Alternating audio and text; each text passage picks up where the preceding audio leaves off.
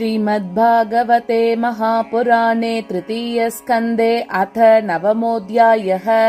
ब्रह्मोवाच ज्ञातोऽसि मेद्य सुचिरान्ननुदेह भाजाम् न ज्ञायते भगवतो गतिरित्यवध्यम् नान्यद्वदस्ति भगवन्नपि दन्न शुद्धम् माया गुणव्यतिकराद्यदुरुर्विभासि रूपम् यतेतत् अवबोधरसोदयेन शश्वन्निवृत्ततमसः सदनुग्रहाय आदौ गृहीतमवतारशतैकबीजम् यन्नाभिपद्मभवनादहमाविरासम् नादः परम् परमयद्भवतः स्वरूपम् आनन्दमात्रम् अविकल्पमविद्दवर्चः पश्यामि विश्वसृजमेकमविश्वमात्मन् भूतेन्द्रियात्मकमतस्त उपाश्रितोऽस्मि तत्वा इदम् भुवनमङ्गलमङ्गलाय ध्याने स्मनोदर्शितम् त उपासकानाम् तस्मै नमो भगवतेऽनु विधेम तुभ्यम् यो नादृतो नरगभाग्भिरसत्प्रसङ्गैः ये तु त्वदीय चरणाम्बुजकोशगन्धम् जिघ्रन्ति कर्णविवरैः श्रुतिवातनीतम् भक्त्या गृहीत चरणः परया च तेषाम् नापैशिनाथ हृतयाम्बुरुहात् स्वपुंसाम् तावद्भयम् द्रविणगेह सुहृन्निमित्तम् शोकस्पृहा परिभवो विपुलश्च लोभः तावन्ममेत्य सदवग्रह आर्तिमूलम् यावन्न तेऽङ्घ्रिमभयम् प्रवृणीत लोकः दैवेन ते हतधियो भवतः प्रसङ्गात् सर्वासुपोपशमनात् विमुखेन्द्रिया मे कुर्वन्ति कामसुकले सलवायदीनाम् लोभाभिभूतमनसो कुशलानि शश्वत् क्षुद्रुतृधातुभिरिमा मुहुरर्त्यमानाः शीतोष्णवातवरशैरितरेतराश्च कामाग्निनाच्युतरुषा च सुतुर्परेण सम्पश्यतो मन उरुक्रमसीतते मे यावत् पृथक्त्वम् इदमात्मन इन्द्रियार्थम् माया बलम् भगवतो जन ईश पश्येत् तावन्न संस्मृतिरसौ प्रतिसंक्रमेत व्यर्थाभिदुःखनिवहम् व्यहतीक्रियार्ता अन्ह्यापृतार्थकरणा निशिनिश्चयाना नाना मनोरथधिया क्षणभग्ननिद्राः दैवाहदार्थरशना ऋषयोऽभिदेव युष्मत्प्रसङ्गविमुखा इह संसरन्ति त्वम् भावयोग परिभावित हृत्सरोज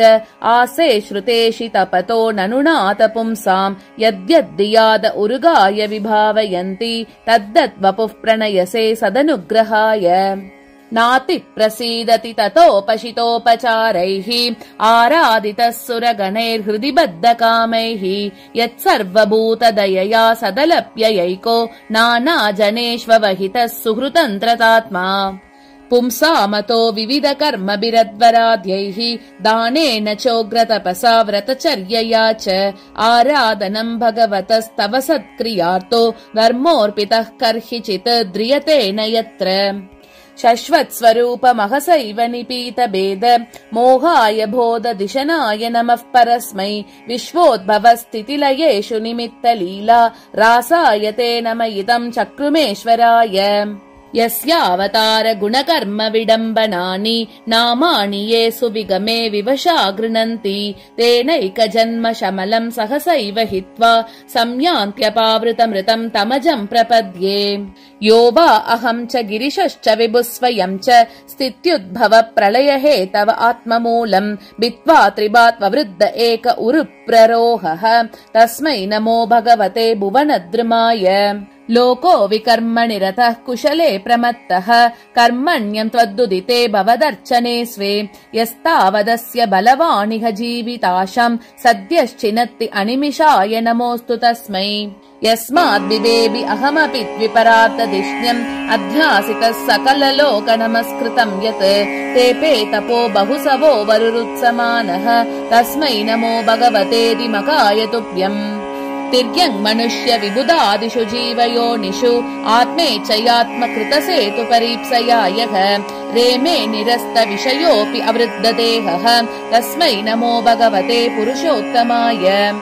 यो विद्ययानुपहतोऽपि दशार्धवृत्त्या निद्रामुवाह जठरीकृतलोकयात्रः अन्तर्जले हि कशिपुस्पर्शानुकूलम् भीमोर्मिमालिनि जनस्य सुखम् विवृण्वन् यन्नाभिपद्म भवनादहमासमीढ्य लोकत्रयोपकरणो यदनुग्रहेण तस्मै नमस्त उदरस्थ भवाय योग निद्रावसान विकसन् नलिनेक्षणाय सोऽयं समस्त जगतां सुहृदेग आत्मा सत्त्वेन यन्मृडयते भगवान् भगेन तेनैव मे दृशमनुस्पृशदात् यदाहं स्रक्ष्यामि पूर्ववदितं प्रणतप्रियोऽसौ एष प्रपन्नवरदो रमयात्मशक्त्या यद्यत् करिष्यति गृहीत गुणावतारः तस्मिन् स्वविक्रममिदं सृजतोऽपि चेतो युञ्जीत कामशमलं च यथा विजह्याम् नाभिहृदातिह सतोऽम्बसि यस्य पुंसो विज्ञानशक्तेरहमासमनन्दशक्तेः रूपं विचित्रमिदमस्य विवृण्वतो मे मारीरिषीश्च निगमस्य गिरां विसर्गः सोऽसावदप्रकरणो भगवान् विवृद्ध प्रेमस्मितेन नयनाम्बुरुहं विजृम्भन् उत्थाय विश्वविजयाय च नो विषादम् मात्व्यागिरापनयतात् पुरुषः पुराणः मैत्रेय उवाच स्वसम्भवम् निशाम् यैवम् तपो विद्या समाधिभिः यावन्मनोवचस्तुत्वा विरराम स किन्नवत् अताभिप्रेतमन्वीक्ष्य ब्रह्मणो मधुसूदनः विषण्ण चेतसं तेन कल्पव्यतिकराम्बसा लोकसंस्थान विज्ञान आत्मनः परिगिद्यतः तमाहागातया वाचा कश्मलं शमयन्निव श्रीभगवानुवाच मा वेद गर्भगास्तन्द्रीं सर्ग उद्यमम् आवह तन्मयापादितं ह्यग्रे यन्मां प्रार्थयते भवान् भूयस्त्वं तप आतिश्च विद्यां चैव मदाश्रयां ताभ्यामन्तर्हृति ब्रह्मन् लोकान् द्रक्ष्यसि अपावृतान् तत आत्मनि लोके च भक्तियुक्तः समाहितः द्रष्टासि मां ततं ब्रह्मन् मयि लोकांस्त्वमात्मनः यदा तु सर्वभूतेषु दारुष्वग्निमिव स्थितं प्रतिचक्षीत मां लोको जह्यातर्ह्येव कश्मलम् यदा रहितमात्मानं भूतेन्द्रियगुणाशयैः स्वरूपेण मयोपेतं पश्यन् स्वाराज्यमृच्छति नानाकर्मवितानेन प्रजा बह्वी सिसृक्षतः नात्मावसीदति अस्मिंस्ते वर्षीयान्मदनुग्रहः ऋषिमाद्यं न बध्नाति पापीयांस्त्वां रजो गुणः यन्मनो मयि निर्बद्धं प्रजा संसृजतोऽपि ते ज्ञातोऽहं भवता त्वद्य दुर्विज्ञेयोऽपि देहिनां यन्मां त्वं मन्यसे युक्तं भूतेन्द्रियगुणात्मभिः तुभ्यं मद्विचिकित्सायामात्मा मे दर्शितो बहिः